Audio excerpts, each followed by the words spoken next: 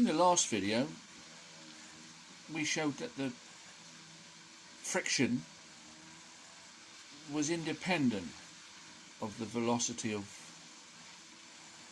movement of the rolling road, and we were measuring two friction forces. We were measuring the rolling resistance, which is the weight pushing on the axle, pushing down on the wheel into the surface of the road, and that's called the rolling resistance.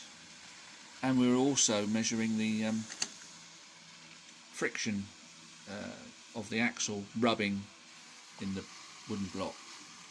Two types of friction, and the last test showed that it was largely independent. The pulling force was independent of the velocity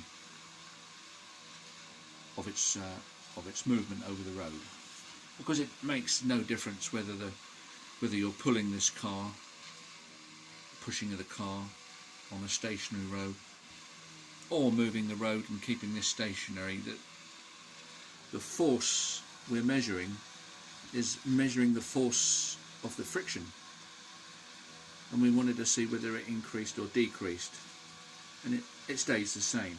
I thought we'd do away with the wheels altogether, and then we got a rubbing resistance, and this shows the same. The friction is independent of the velocity. The problem I've got is, as I speed it up, we develop an oscillation which makes the scale very difficult to read.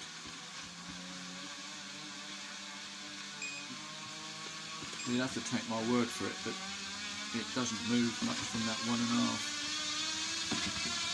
It's a nuisance. There's a join in the belt and it causes an oscillation.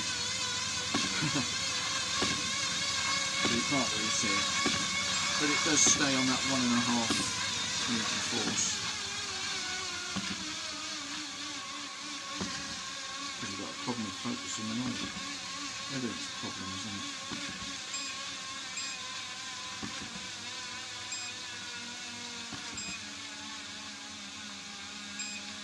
It certainly doesn't drop as we go faster, which somebody on the internet was suggesting. As things move faster over the surface, there's less weight pushing down, causing less friction. Well, that's clearly not the case.